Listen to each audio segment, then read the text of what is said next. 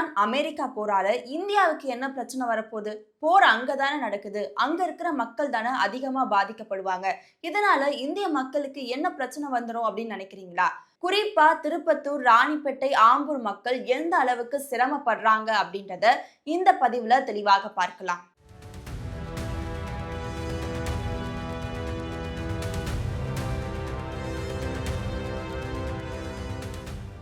மத்திய கிழக்குல America Iran போர் நடந்துட்டு இருக்கு.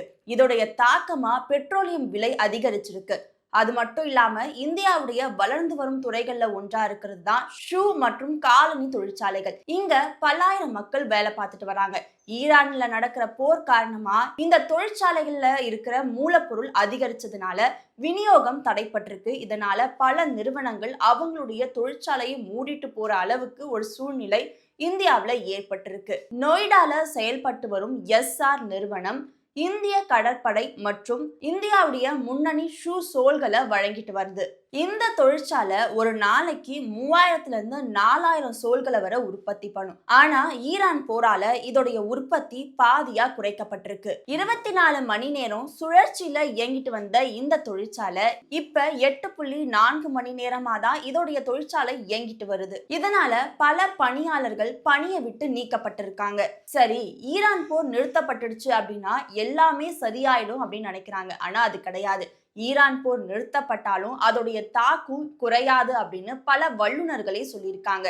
ஈரானுடைய போரால என்ன அதிகமா பாதிக்கப்படுது அப்படின்னா, ஈரான் போர் காரணமா அந்த ஷூ சோல்கள்ல பயன்படுத்தப்படும் பாலி யூரித்தீன் பெட்ரோ கெமிக்கல் அதோடைய விலை மட்டும் 50% உயர்ந்திருக்கு. மத்திய அரசு இதற்கான இறக்குமதி விலையை 0வா நிர்ணயிச்சு இருந்தாலும் குவைத்திலிருந்து இறக்குமதி செய்யப்படும் மோனோ எத்திலின் கிளைகால் அதோடைய விநியோகம் முழுமையா தடைப்பட்டிருக்கு.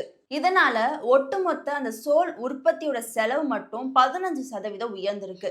ஆனா அதுக்கேற்ற வருமானம் இருக்கானா? கிடையாது. வருமானம் 25%-ஆ குறைஞ்சிருக்கு. இந்தியா தான் உலகின் 2வது பெரிய ஷூ உற்பத்தி செய்யற ஒரு நாடா இருக்கு. இங்க கிட்டத்தட்ட 44.2 லட்சம் மக்கள் நேரடியாகவும் மறைமுகமாகவும் இந்த தொழிற்சாலைகளை வேலை பார்த்துட்டு வராங்க. ஒரு மிகப்பெரிய வாழ்வாதாரத்தை இந்திய மக்களுக்கு இந்த ஷூ உற்பத்தி தொழிற்சாலைகள் கொடுத்திருக்கு. ஆனா இந்த ஈரான் போர் காரணமா அந்த பெட்ரோ கெமிக்கலுடைய விலை மட்டுமே பல மடங்கு உயர்ந்திருக்கு. இதனாலதான் ஷூ தொழிலுக்கு ஒரு மிகப்பெரிய ஒரு பாதிப்பை ஏற்படுத்தியிருக்கு அப்படின்னே சொல்லலாம். எரிபொருள், பெட்ரோ கெமிக்கல் சார்ந்த பொருட்களுடைய விலையேற்றத்தால, முக்கியமா ஈரான் போரால இதை சார்ந்து செயல்படுற எல்லா துறைகளும் மிகப்பெரிய அளவுல பாதிக்கப்பட்டிருக்கு.